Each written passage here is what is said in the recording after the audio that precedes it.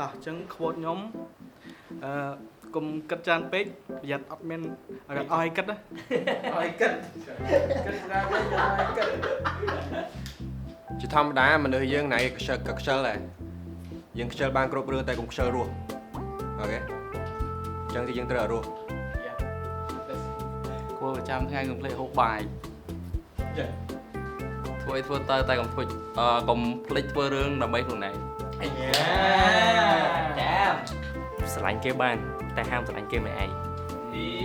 đi cô sờ lạnh dương đây đặt sân kia dương cả cũng lẹ lời của bốn cứ chỉ lại ăn bỏ dương khi chân ngày năng cư dương mà thọt podcast cho mùi năng vắng hay nhau đăng ký đạn ở trong số mấy này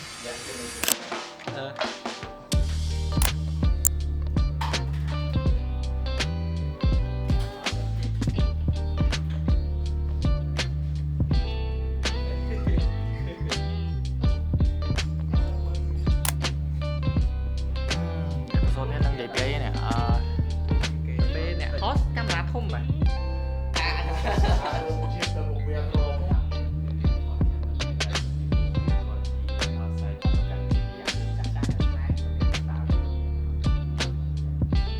quy này cam vào đây Tuesday Outsider Vlog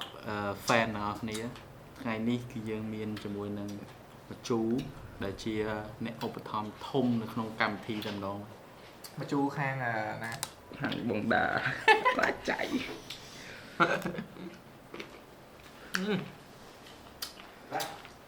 chuyện mà សិលបាញ់ជុំ Rick đi chỉ mỗi thay này là ban lọ bằng phát ឡងចេញយ៉ាងហ្នឹងមែនចេញយ៉ាងហ្នឹង lọc năng tranh sai đang ở phun tay màu tại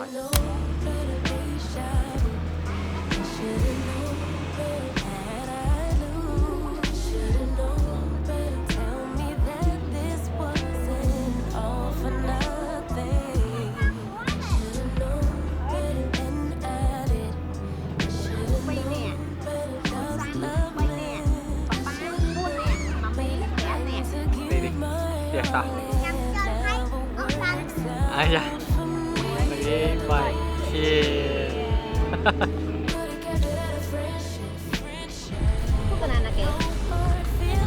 Pizza cái đậu xà sàn.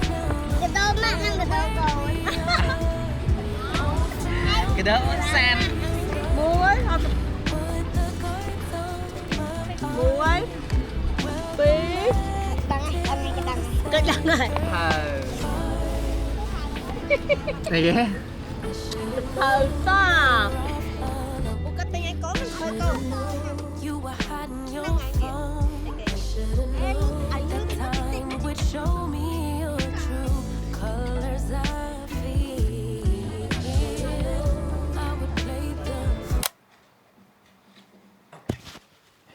check ok nè nó nè chẳng start from today គឺខ្ញុំបានសម្រេចចិត្តហើយគឺខ្ញុំនឹងធ្វើរឿងមួយ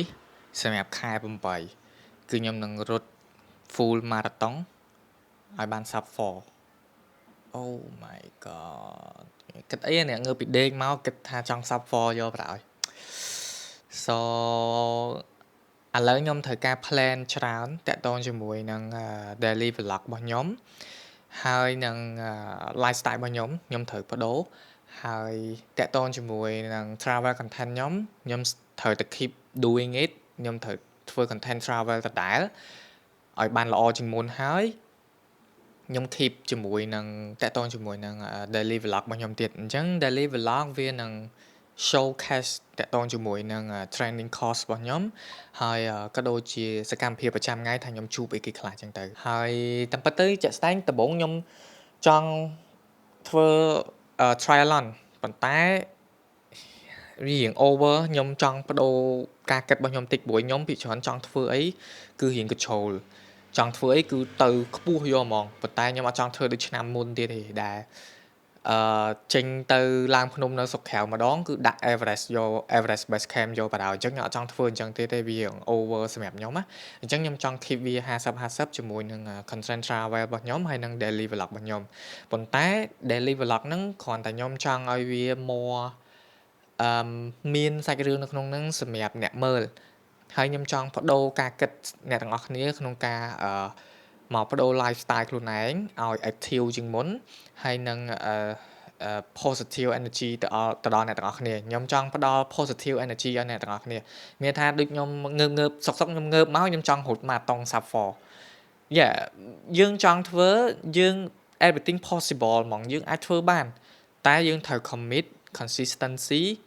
ហើយ patient យើងត្រូវមាន3ហ្នឹងហើយនឹង plan មួយទៀត4យ៉ា plan ឲ្យបានត្រឹមត្រូវព្រោះយើងរាល់ថ្ងៃយើងមានជីវភាពប្រចាំថ្ងៃរបស់យើងត្រូវតែរកស៊ីដើម្បីបានលុយយើងទៅប៉ុន្តែនៅពេលយើងចង់ complete អីផ្សេងយើងអត់ត្រូវបោះបង់អាជីវភាពចាស់របស់យើងឯងយើងត្រូវតែឲ្យវាដើរព្រមគ្នាអូខេអញ្ចឹងនៅពេលដែលខ្ញុំ plan ទៅ trip ខ្ញុំនឹងព្យាយាមរត់ដូចគ្នាប៉ុន្តែខ្ញុំ focus លើ easy run គឺខ្ញុំ focus លើរត់ឲ្យវាមានភាពងាយស្រួល5គីឡូ10គីឡូ pass easy ហ្មងរត់បានប៉ុណ្ណាគឺយកប៉ុណ្ណឹងប៉ុន្តែនៅពេលដែលខ្ញុំ spare time មក edit មានថានៅពេលដែលដើរលេង ថត content ដើរលេងគឺខ្ញុំទៅ4ថ្ងៃ at least ហើយមកវិញគឺខ្ញុំទុក4ថ្ងៃនៅភ្នំពេញដើម្បីខ្ញុំធ្វើការ complete ការងារមួយហ្នឹងអាហ្នឹងបើសិនខ្ញុំ level ណាប៉ុន្តែបើអត់ level ទេយើងនៅភ្នំពេញយូរជាងរាល់ដងអញ្ចឹងខ្ញុំ spare 4ថ្ងៃក្នុងការ complete project មួយហ្នឹងហើយ along the way នៅក្នុងការ edit របស់ខ្ញុំហ្នឹងគឺខ្ញុំត្រូវ focus ទៅលើ training របស់ខ្ញុំប៉ុន្តែខ្ញុំលើកយក the hardest part យកមកធ្វើមានថា interval stretch hold tempo គឺខ្ញុំរត់ complete អាបបាក់ហ្នឹងហ្មងសម្រាប់ពេលខ្ញុំនៅភ្នំពេញប៉ុន្តែនៅពេលខ្ញុំទៅខេត្តគឺខ្ញុំ easy Shawty don't move that way Don't move that way Don't move that way What are we doing yeah Shawty don't move that way Don't move that way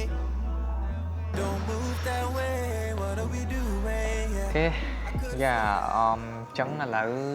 ពីថ្ងៃនេះទៅគឺខ្ញុំចាប់ផ្ដើមជាមួយនឹង training របស់ខ្ញុំមកវិញហើយគឺខ្ញុំសម្រេចចិត្តនឹងចូលក្នុងការរត់ full marathon 42គីឡូនៅខែ8នេះថ្ងៃ2នៅសៀមរាបហើយជាស្ដែងមក gym នេះគឺគម្រោងរបស់ខ្ញុំchanging lifestyle របស់ខ្ញុំផ្សេងឯងខ្ញុំចង់ធ្វើ daily vlog អញ្ចឹងទៅខ្ញុំបដូរ lifestyle របស់ខ្ញុំអញ្ចឹងណាហើយក្នុងហ្នឹងក៏ខ្ញុំនឹកឃើញថាខ្ញុំចង់បំពេញធ្វើមួយផ្សេងធំជាងហ្នឹងគឺរត់ full marathon Sub4 អញ្ចឹងខ្ញុំមិនដឹងថាខ្ញុំធ្វើបានអត់ទេប៉ុន្តែ anyway I will try my best ដើម្បី complete វាអញ្ចឹងមួយថ្ងៃនេះគឺជាថ្ងៃទី1ក្នុងការ full marathon prep អញ្ចឹងខ្ញុំបានផុសក្នុង account ខ្ញុំដែរតាក់ទងជាមួយនឹងការ train ជាមួយនឹង full marathon Sub4 មានគេ recommend ច្រើនដែរមានពេល5ខែគេថា it's not too late ហើយ yeah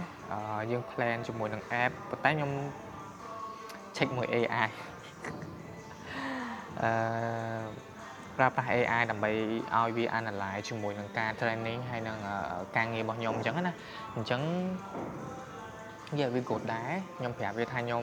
ជា travel content creator យើង travel a lot មួយខែយើង travel ចូលកន្លះខែហើយអញ្ចឹងទៅវា analyze ថាមួយថ្ងៃយើងគួរហាត់ប៉ុន្មានយើង start up ជាមួយនឹង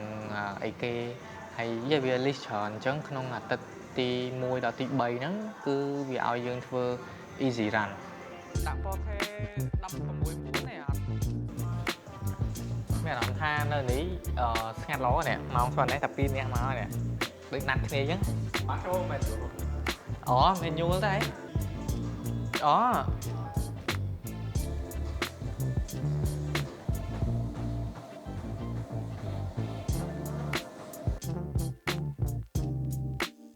check អូខេឥឡូវខ្ញុំបញ្ចប់បាន5គីឡូpace 6:26 32នាទីលើម៉ាស៊ីនមិញដាក់តែ3គីឡូទេតែក្នុងនេះដាក់5គីឡូតែវាអត់ accelerate ទេដោយសារតែយើងរត់ treadmill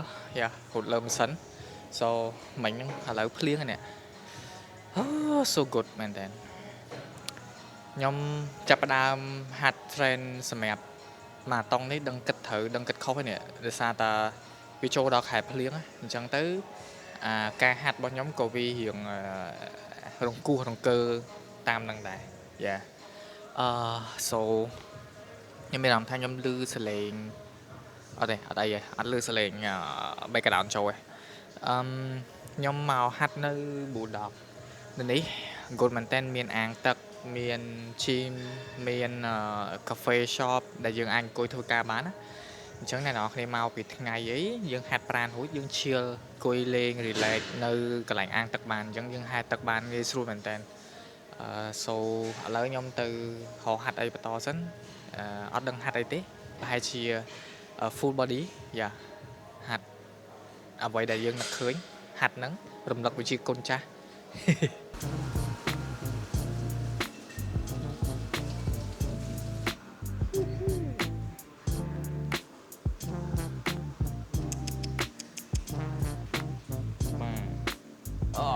đừng hạt đây để bọn bọn ơi 5 kg mà này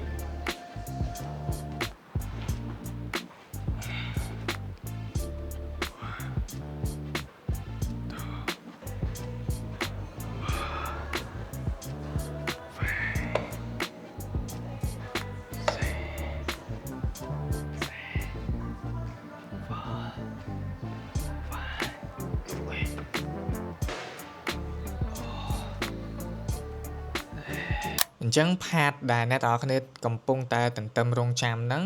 បានមកដល់ហើយសម្រាប់ការ color grading ទៅលើវីដេអូរបស់ខ្ញុំ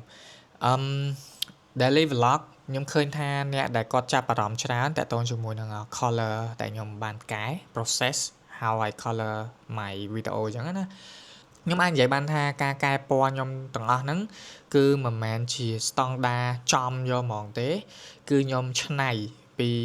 វីដេអូគេផ្សេងព្រោះខ្ញុំទៅមើលវីដេអូខាងបរទេសដែរគេនិយាយតាក់ទងជាមួយនឹងការកែពណ៌ by professional អញ្ចឹងណាប៉ុន្តែខ្ញុំជឿថាគេលាក់យើងមួយចំនួនគេអត់បញ្ចេញចំទេព្រោះនៅពេលដែលគេនិយាយហើយគេឲ្យយើងទិញ course ដើម្បីទៅរៀនដដែលហើយខ្ញុំបានទិញ course មែនខ្ញុំទិញ course មួយចំនួនហើយវា too much សម្រាប់ scope ការងាររបស់ខ្ញុំមានថាខ្ញុំធ្វើ vlog ខ្ញុំធ្វើ content travel គឺខ្ញុំត្រូវ priority មុនគេគឺចេញវីដេអូបានលឿនហើយងាយស្រួលហើយ less of post production មានថាការកាត់ការកែហ្នឹងគឺវាតិចយើងព្យាយាមថតឲ្យបានច្រើនហើយយើងកាត់តិចអញ្ចឹងណាយើងចង់បានចេញវីដេអូច្រើនអញ្ចឹងខ្ញុំត្រូវ minimize ទាំងអស់ហ្នឹងមកជា flow ការងាររបស់ខ្ញុំដែលសមស្របមួយដែលខ្ញុំអាចទទួលយកបានសម្រាប់ខ្លួនខ្ញុំអញ្ចឹងខ្ញុំនឹងប្រាប់អ្នកទាំងអស់គ្នាសម្រាប់អ្នកដែលគាត់ចង់ដឹងហើយយើងយកទៅពិចារណាទាំងអស់គ្នាទៅថាយកទៅធ្វើនឹងត្រូវសម្រាប់ខ្លួនឯងអត់អញ្ចឹងយើងចូលមកវីដេអូយើងដូចជារាល់ដងនេះគឺជាវីដេអូ daily vlog ខ្ញុំមកវគ្គប្រាក់5ហ្នឹងហើយអញ្ចឹងអានេះ color របស់ខ្ញុំអញ្ចឹងនេះខ្ញុំបិទធ្វើ color អញ្ចឹងវីដេអូខ្លះខ្ញុំអត់តន់ color អស់ដែរ color បែបហ្នឹងអញ្ចឹង this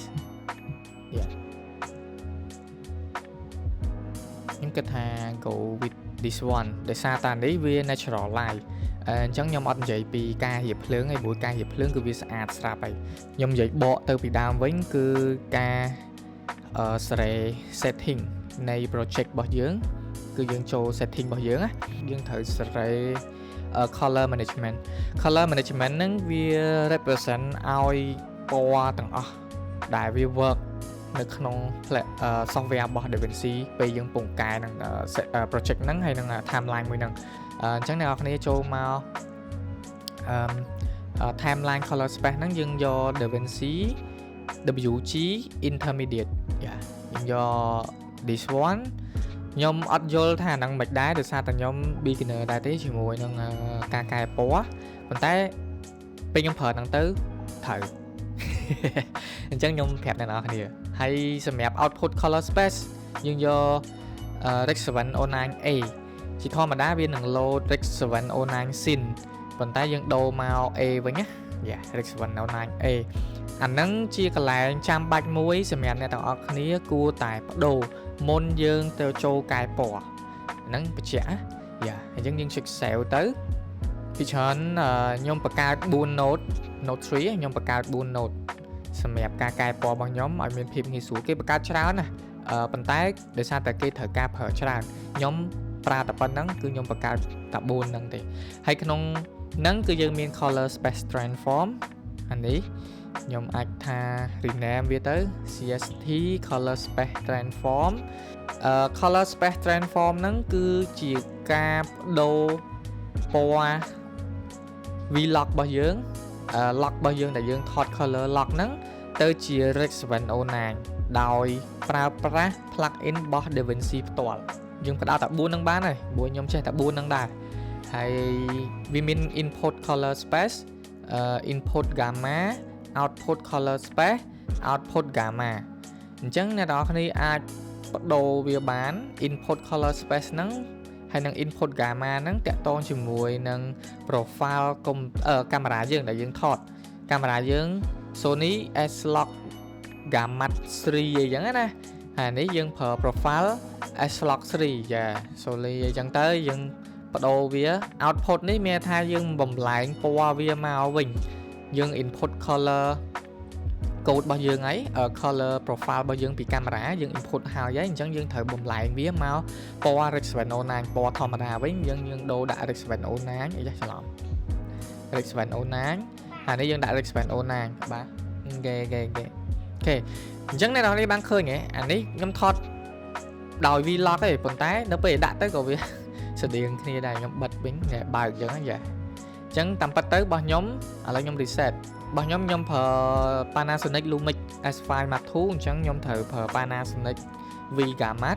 ហើយខ្ញុំដូរដាក់ Panasonic Vlog អាហ្នឹងគឺជា profile ហើយនឹង color code color cyan ដែលខ្ញុំប្រើប្រាស់ក្នុងកាមេរ៉ារបស់ខ្ញុំហើយបន្ទាប់មកខ្ញុំ convert វាទៅជា Rex 709 Rex 709យេពណ៌វាអត់សូវវារៀងដិតស្អាតជាងមុនតិចដែរយេដោយសារតែយើងដាក់ត្រូវជាមួយនឹង color space របស់យើងរួចរាល់ហើយជាមួយនឹង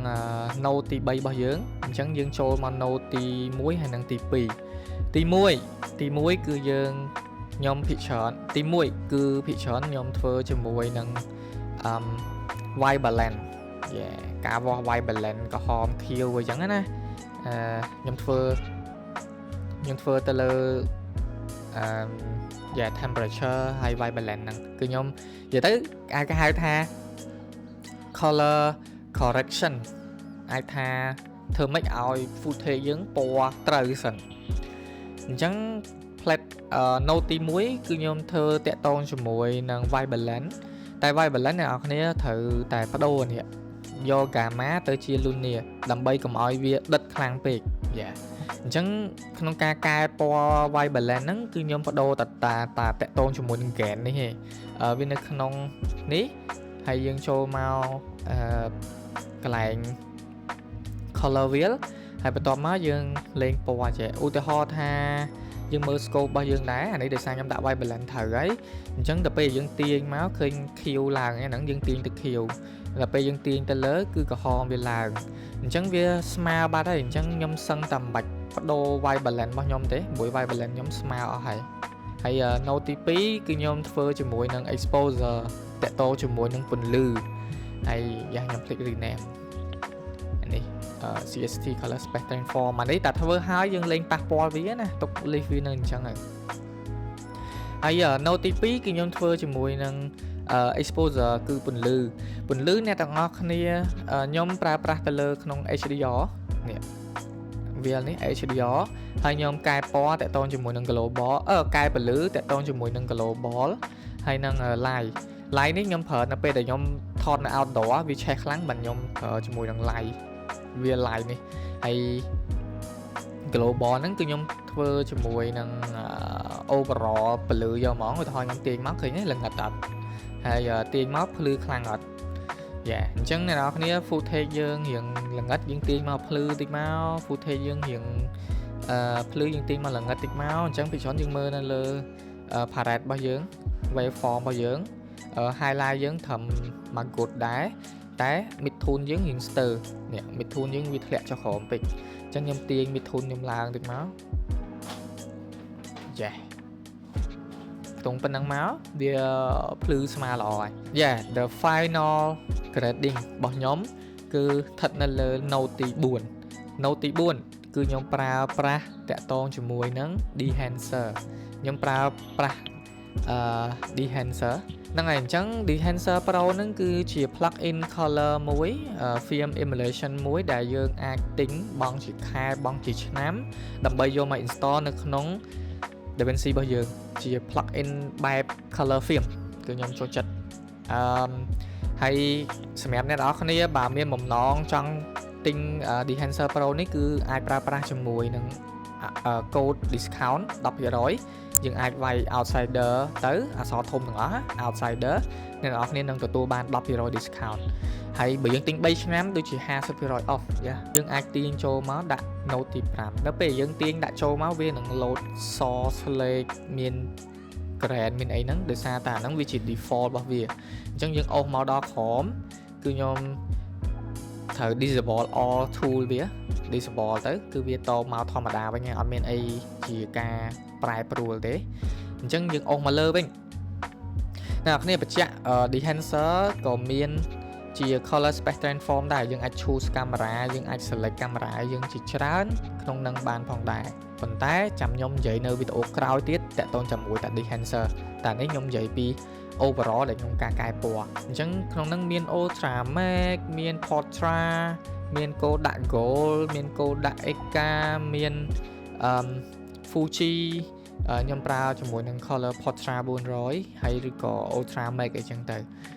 បើសិនជាមាន sunset អីចឹងខ្ញុំប្រើ Ultra Max ពលឺអីស្អាតចឹងទៅប៉ុន្តែបើ indoor អីចឹងខ្ញុំប្រើ Portrait ដោយសារ color វារៀង flat ដែរអូខេបន្ទាប់មកគឺខ្ញុំរើសជាមួយនឹង film ខ្ញុំហើយគឺខ្ញុំចូលមក film developer អញ្ចឹងយើង enable វាមកយើង footage យើងរៀង slay គេត្រូវទេអញ្ចឹងយើងទាញ color boost មកអូខេយើងមាន saturation ឡើងវិញហើយមានពណ៌អញ្ចឹងណាប៉ុន្តែខ្ញុំល្មមឲ្យយើងដាក់ធ្វើ30-40% ទៅវាមានពណ៌ឡើងវិញនេះឃើញទេយើងមានពណ៌ឡើងមកវិញតិចឯងបន្ទាប់មកគឺខ្ញុំប្រើជាមួយនឹង film compression ហ្នឹងវា work well ជាមួយនឹង outdoor នៅពេលវាតកតងជាមួយនឹង highlight គឺវាទាញ highlight ឲ្យមកមាន detail វិញអត់ឲ្យចាំងពេកទេអញ្ចឹងនៅពេលយើង enable មកនេះអ្នកនរគ្នាឃើញ highlight នៅលើអាវសខ្ញុំហ៎អានេះវារៀងចាំងនៅពេលខ្ញុំ enable ទៅវារៀង flat ស្អាតដែរចំណុចពិសេសរបស់ Dehancer នៅត្រង់នេះ print profile ខ្ញុំចូលចិត្តប្រើជាងគេគឺ Kodak Indora Glossy ខ្ញុំអត់ដឹងខ្ញុំហៅត្រូវអត់ទេ Glossy Paper this one ហ្នឹងហើយប៉ុន្តែខ្ញុំ enable សិនបានយើងដឹងឃើញទេចេញមកដិតស្អាតហ្មងវ៉ាវហើយយើងអាចតម្លើងពលឺតម្លើងអីបើវាល្ងិតពេកវិញយើងតម្លើងតិចមកក្នុងហ្នឹងតិចបានហើយក្នុង Dehancer ហ្នឹងគឺយើងអាចដាក់ film grand ឲ្យវារៀងបែក noise យើងអាច halogen ឲ្យវាឡើង glow តកតងជាមួយនឹង highlight ចន្លោះ highlight មួយ shadow ហើយនឹង bloom bloom នេះគឺជាពិសេសមួយវាដូច black mist filter អញ្ចឹងដែលយើងដាក់មកឃើញទេវាចេញដូច soft ធ្វើឲ្យស្បែកយើងរៀង soft ជាងមុនណាប៉ុន្តែវា soft ខ្លាំងពេកអញ្ចឹងខ្ញុំបន្ថយខ្ញុំមកយកមក 16mm អីទេហើយខ្ញុំបន្ថយនេះអញ្ចឹងណាខ្ញុំអត់ដឹងថាបញ្យល់មិនទេប៉ុន្តែពីច្រើនខ្ញុំធ្វើអញ្ចឹងអ្នកគ្នាអាច follow ខ្ញុំបានហើយ explore បន្ថែមអញ្ចឹងណាហើយ film the make ឯនេះអាហ្នឹងវាតាក់ទងជាមួយនឹងនេះអាប្លង់ដំបងដែលខ្ញុំប្រើពលឺចុះឡើងហើយអានេះ film the make នេះសដូច film វាខូចអញ្ចឹងណាគឺយើងបើកអាហ្នឹងទៅវា load នឹងចេញមកហើយចា That's it ពណ៌ខ្ញុំមានតែប៉ុណ្្នឹងឯងការកែពណ៌របស់ខ្ញុំ